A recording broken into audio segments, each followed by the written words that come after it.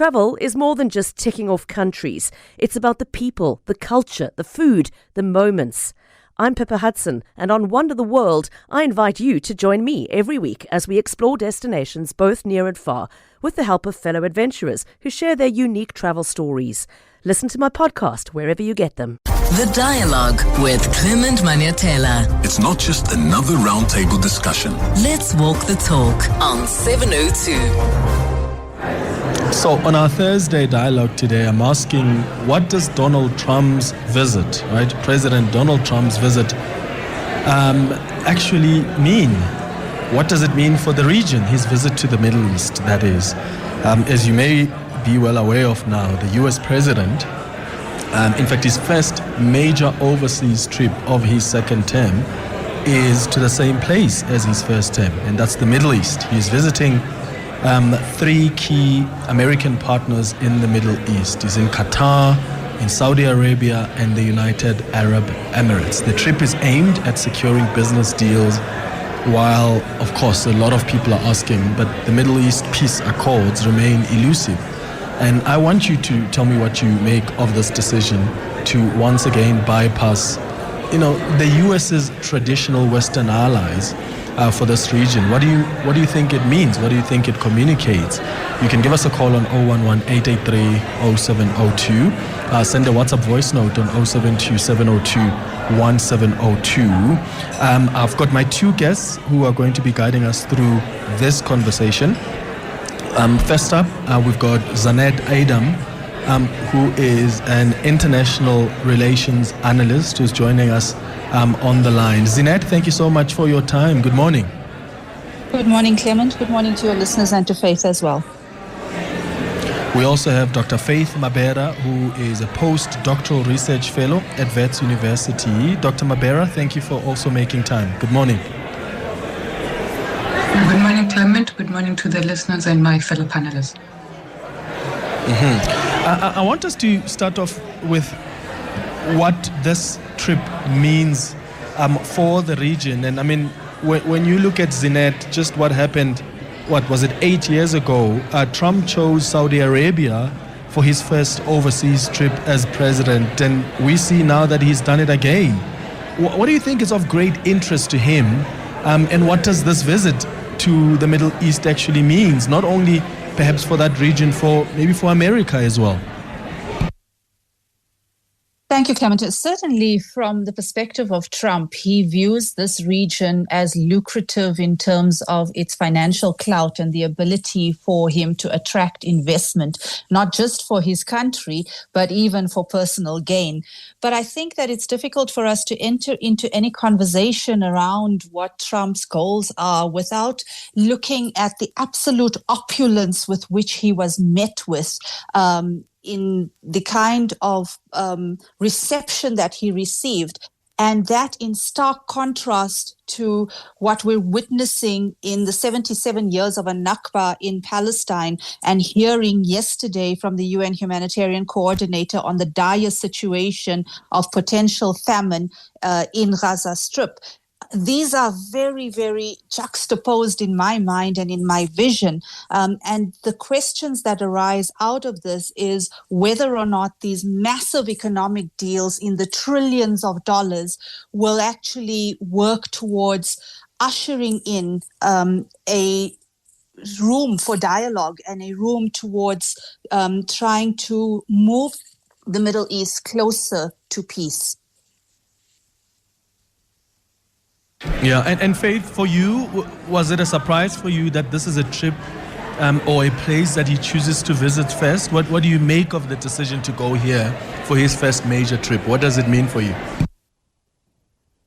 I concur with the observation that indeed a key driver of his Middle East policy, his choice of destination as one of his initial foreign policy trips and going to the Gulf region and starting with Saudi Arabia, I think really underscores the primacy of economic interests. So this focus on really prioritizing investment and arms sales, leveraging a lot of the personal ties and commercial links that he and his family have also developed in engaging with the Gulf states, I think needs to be really front and center of any discussion. But apart from that, I think it's also evolving in the context of a larger conversation about the U.S.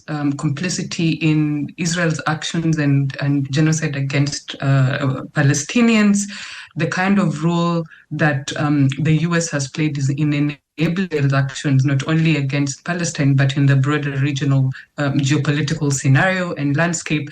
And I think that's also important in contextualizing his visit to that. But for this particular purposes of this visit, it seems as if what was prioritized was the economic interests, the deals, rather than the broader geostrategic questions and really complex geopolitical dynamics that are currently ongoing. Yeah, and speaking of the U.S. complicity, as you say, of Israel's actions in Gaza, Zeenat, I mean, when you look at the trip now, it doesn't look like Trump will be going past Israel. There have been reports on, in fact, I think he was asked, Trump himself, are you snapping Israel? What does that communicate? Because this is a country that Trump himself has consistently said, this is, the greatest ally of America. And here he is deciding to go to the Middle East and not deciding to go past Israel. What does that communicate to you? Is it even of any context? I mean, of any perspective? So Clement, in his first term, when he visited Saudi Arabia, his goal was around securing the Abraham Accords and having a normalization deal that Saudi Arabia would fully recognize and enter into diplomatic relations with Israel. And so he visited Israel immediately after that. You'll remember that during his first term, he delivered on moving the American embassy to Jerusalem. There were various manifestations of the relations between the United States and Israel being reaffirmed under his administration. In the second term, in the early days, we heard that he had an unfailing commitment to Israel once again. And this was also as a result of the strong impact that AIPAC, the Israel lobby, had in terms of him getting his status as the president and being elected. But in the last week or two, we've recognized that there's been a rift between him and Prime Minister Netanyahu.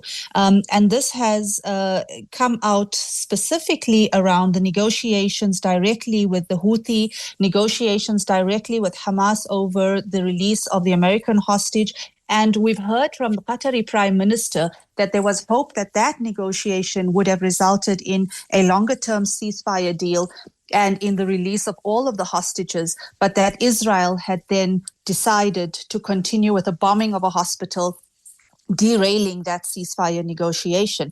We know that during this particular visit in Qatar, that the Americans, the Israelis, Hamas, and other actors have been meeting behind the scenes. There was hope behind the scenes that this would have been, or a ceasefire would have been, one of the deliverables and announcements that would have been made during Trump's visit, but that appears not to have taken place. And what we're hearing from the Qatari side is that there's deep frustration between the Americans and the Israelis, and even from the mediation from the Qataris with the Israelis, who seem hell-bent on continuing their siege of Gaza and continuing with the complete annihilation of Palestinians in that region without wanting to scale back and allow for humanitarian aid. So this really raises a number of questions.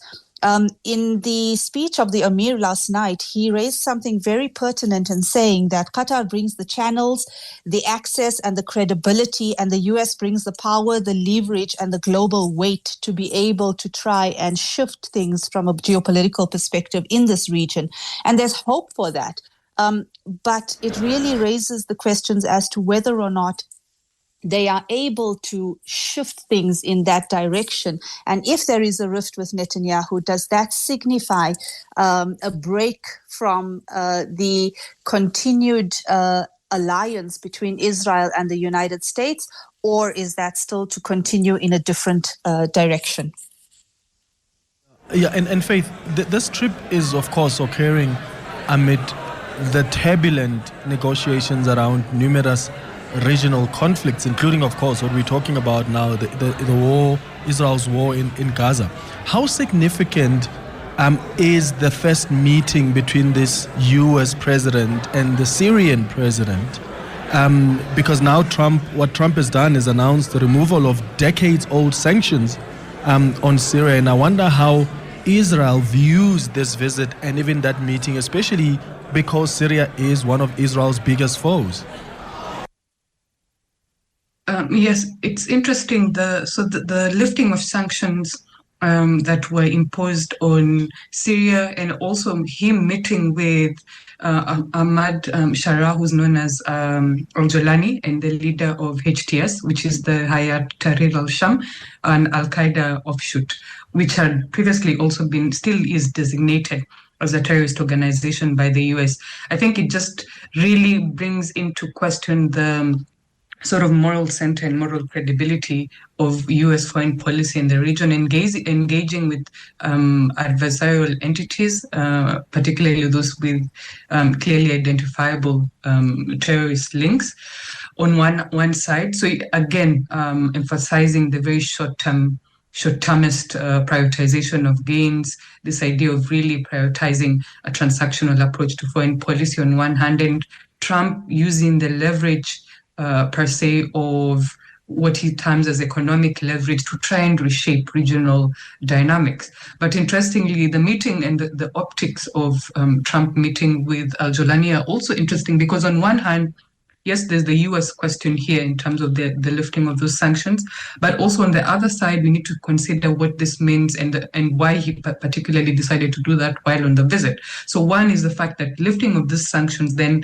allows the Gulf states with whom he's engaging with to then move and secure lucrative deals for investment in post-Assad Syria. Turkey, for instance, will be very keen on reinforcing border security. But on the other hand, it also shows a kind of movement away from and a deference away from Israeli security concerns. I mean, earlier we were talking about the deals that he's even secured with Saudi Arabia, for instance. This interest in the weapons package and the defense sales agreement that had been secured between US and Saudi Arabia is interesting, because part of it is interest in potentially acquiring F-35 jets, and this essentially circumvents there was a kind of provision unspoken thereof that Israel will be consulted in terms of the armed advanced weaponry acquisitions by states in the region, particularly because of the implication that it has on regional security dynamics. So by deviating from that long-standing US policy, I think we're really seeing that gap, the part emerging between the US and Israel. But I'm also increasingly questioning whether this is just theater, geopolitical theater on Trump's side. It also has a proclivity for theater.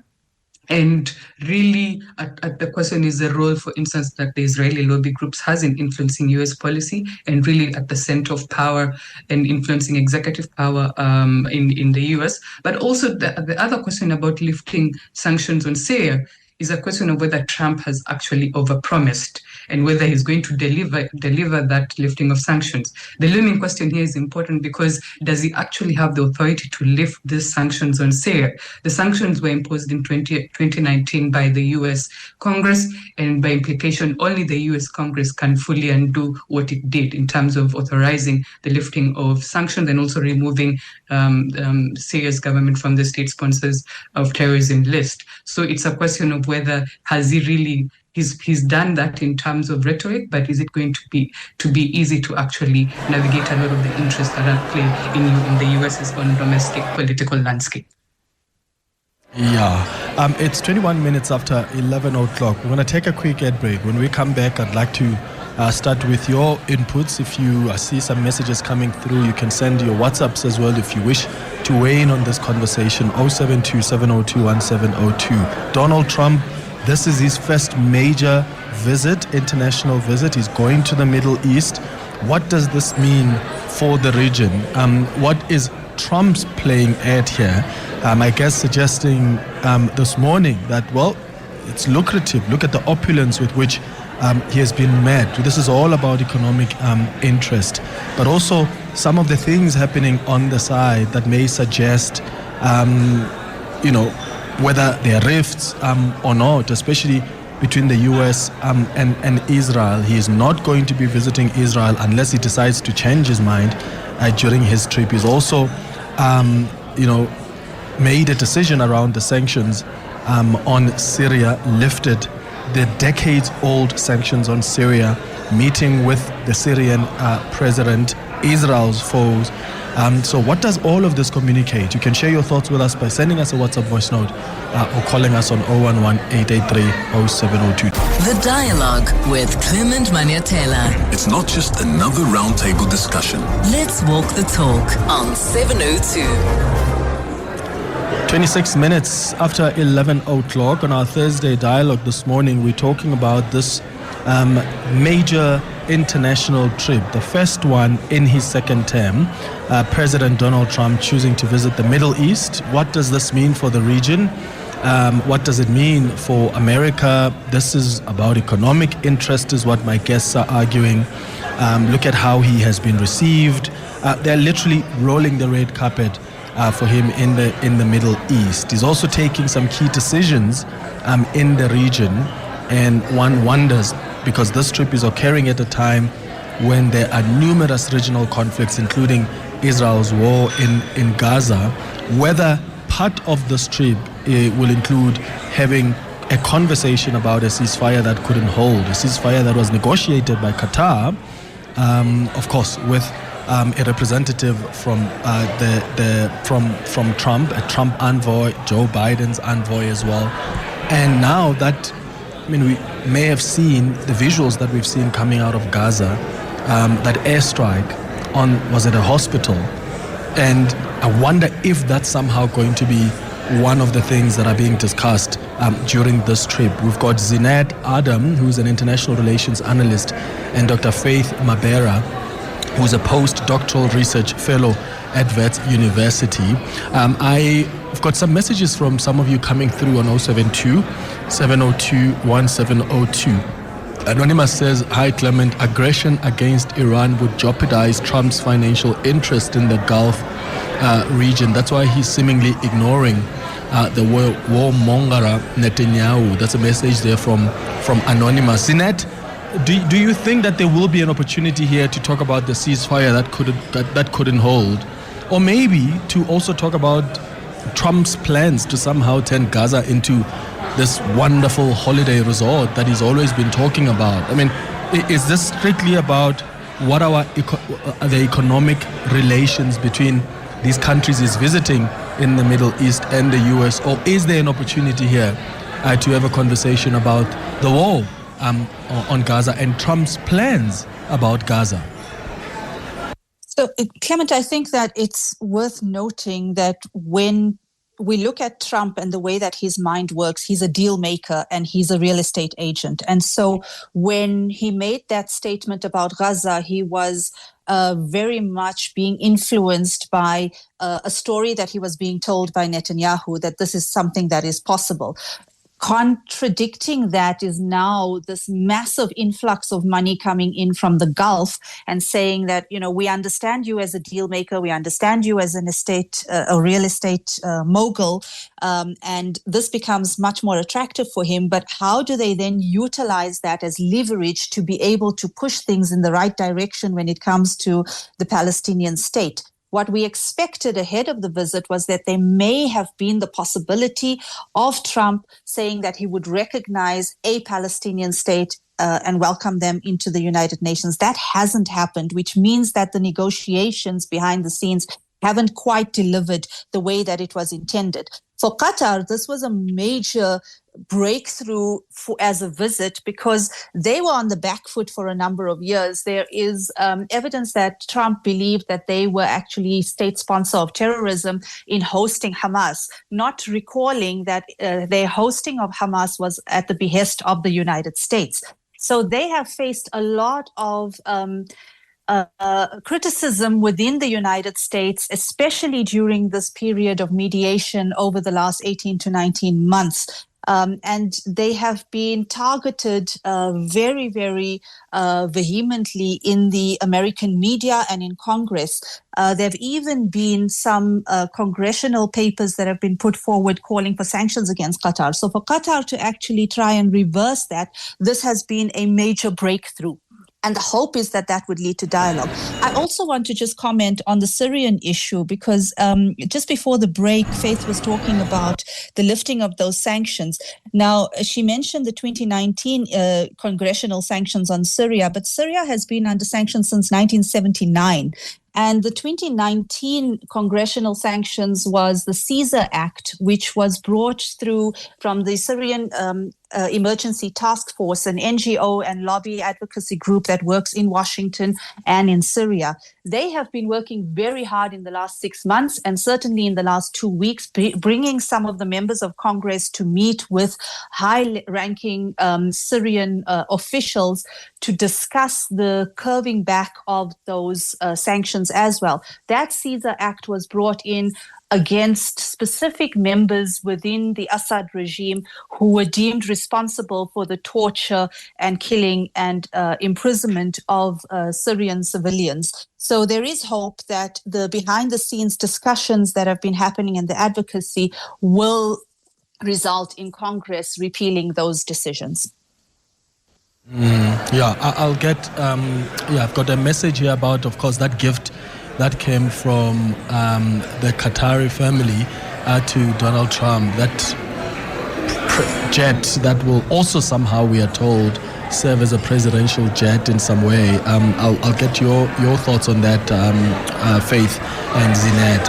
The Dialogue with Clement Manyathela. It's not just another roundtable discussion. Let's walk the talk on 702. 22 minutes before 12 o'clock, we're talking about Trump's visit to the Middle East. It's his first major overseas trip of his second term, and it's to the same place as his first term. That's the Middle East. He's visiting 3 key American partners in the Middle East: Qatar, Saudi Arabia, and the United Arab Emirates. I wonder what you make of how he's been received in the Middle East. He's definitely been left impressed. They've rolled out the red carpet. They've gone far and beyond to make his visit so, luxurious and it's lucrative and lucrative perhaps for his family as well. Listen to what this listener said on LAN. Says, Clement, Trump is there for the money. His sons are busy brokering deals, hotels, golf courses, crypto investment deals by his sons while he's there. Don't forget the Boeing he was gifted, in inverted commas, in the Gulf. He's there in the Gulf to line up his pockets, and Gulf states just want an in into the U.S. And Dr. Mabera, I wanted you to come in and weigh in on that gift, because it's a subject of controversy, particularly in the U.S., because of what the Constitution actually says in as far as gifts are concerned that are received by the president. What do you make of that gift from Qatar? And one, what do you make of what are they trying to do here as the Qataris? But also, what is Trump trying to do by accepting that and deciding that, well, I can use this for as a presidential jet, but then later on it can be for my family? Little surprised that Trump is running roughshod over established U.S. tradition and customary law regarding particularly this very blatant display of trying to bribe. Essentially, it constitutes a bribe of foreign officials to try and advance their own interest vis-a-vis not only leveraging executive power in the U.S., but also advancing their own interest vis-a-vis lobby interests and other economic geostrategic sort of opportunity. In saying that, I think also they managed to have a very adept reading of Trump's own psychology and his style of prioritizing economic interest above all. So that, on their part, was accurate in that regard of reading his own psychology and playing it to their advantage.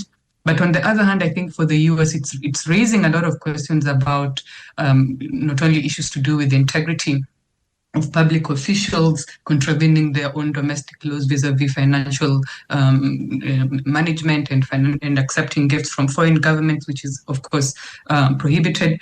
But also, it's an embarrassment for the US. I mean, this is the country that purports to really be on the edge of technological advancement, and for them to actually say, you're having a problem with Air Force One in terms of servicing parts, and here's a gift to try and really cover that up. I think it's also an embarrassment for the US, not only their manufacturing industrial capability, but also for the larger foreign policy establishment. Not that Trump really cares about optics or embarrassing moments. I think that has become increasingly clear, particularly in this second leg of his administration. Yeah, I mean that's a $400 million luxury jet from Qatar's royal family, and of course the biggest thing is what the Constitution says. Is he violating the U.S.'s Constitution's foreign emoluments clause, because that provision bans the president from receiving payments or significant gifts from foreign governments or leaders without approval from Congress. But as both of you indicated earlier, there are some decisions that have also been taken during this trip, including the lifting of sanctions against Syria, that Congress needs to have an approval on that, and these are announcements that are made by the U.S. president. Let's go to some WhatsApp voice notes. Let's start with this one that's come on 072-702-1702. Good morning, Clement and your guests. Kingsley from Germiston. I think the visit by Donald Trump to the Middle East is a show in optics. It's all about sort of strong arm politics. But I think the leaders of the Middle East have really played to sort of what feeds Trump's ego, the lavish reception and the gifts and what have you.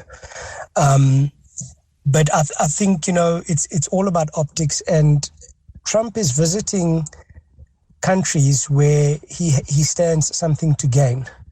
It's very much about his own personal ambition and flexing influence and power and nothing more. I don't think any of the leaders actually trust him, and I certainly don't think there's any sincerity on his part.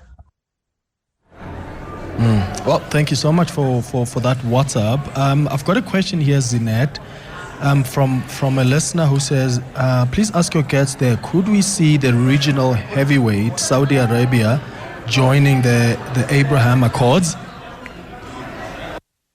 I think that's conditional, and that's been made very clear by the Crown Prince Mohammed bin Salman on numerous occasions, that the condition for that would be the establishment and recognition of a Palestinian state, a sovereign state, and the withdrawal of Israeli occupation forces in the Palestinian territories. Without that, the idea of normalization of relations with Israel seems to be pending. Now, we understand that whilst this wasn't publicly announced during this visit, that there have been behind-the-scenes discussions around it. And I think that certainly Trump is eager to see that happen, but meeting those conditions seems to be far more difficult. What we haven't really touched on in the discussion, Clement, is the major issue of Iran in this geopolitical sphere, and the mediation and nuclear talks that are beginning and being mediated. And we heard a snippet of that yesterday from Trump and from the Qataris as well. So there seems to be some momentum and movement in that direction. And I think this is quite significant, considering that a year ago or a few months ago, China negotiated a rapprochement between Saudi Arabia and Iran, really factoring in the BRICS network and positioning BRICS and this particular alliance between Saudi Arabia and Iran as an alternative to the Western hegemony over the Middle East region. Now, the question now lies as to whether that's being tipped in a different directional balance. And then, of course, when Trump was asked on the Palestinian issue, or rather was kind of directed by the Qatari Emir about the peace negotiations, he deflected that, talking about Ukraine and Russia instead, which is very topical within the region as they're meeting today in Antalya. Yeah, and in fact, that's where I was going to go next. As you mentioned, Iran. That's gonna be the next place where I go to, because the U.S. has been holding these nuclear talks with that country, and I think and Faith, please give me your thoughts here as well. These are at the highest level between the two countries in many years, isn't it? Yeah, and also the other point that I think this Middle East trip has underscored is it's almost as if Trump was testing the waters of what a kind of personalized diplomacy can achieve. One, by leveraging what he considers a key strength, which is the economic clout and economic strategic advantage. But on the other hand, I think he's also demonstrating a shift within U.S. foreign policy of moving away from traditional alliance structures and really prioritizing this idea of on one hand transactionalism, but on the other hand shifting and moving allies outside of traditional setups, trying to really engage with a variety of actors, even the ones that had been previously shunned for a long time under foreign policy. So I think he's really also going against the grain on one hand, but he's also repudiating, when we go by his speech, what he considers the interests that had been advanced by the neocons and also those who pursue very globalist agenda within previous administrations. And he's doing this very intentionally to try and brand his own kind of approach, his America First approach, as being the preferred option and being one that would deliver a lot of the promises that he put up on the campaign trail. So I think that's also important.